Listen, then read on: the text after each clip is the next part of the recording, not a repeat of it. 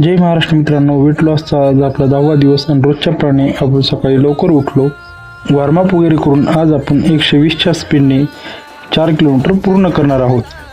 प्रयत्न तर सगळे करत आहोत मित्रांनो आपलं 5-6 किलो वजन कमी करण्याचं, पण मात्र काय होतंय ते शेवटी महिन्यालाच कळेल.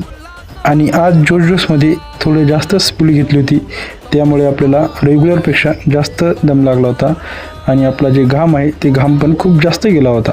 रनिंग केल्यानंतर आपण 500 मीटर चालतो, कारण की जेवढा आपल्याला दम लागला होता तेवढा दम आपला सर्व क्लिअर होऊन जातो.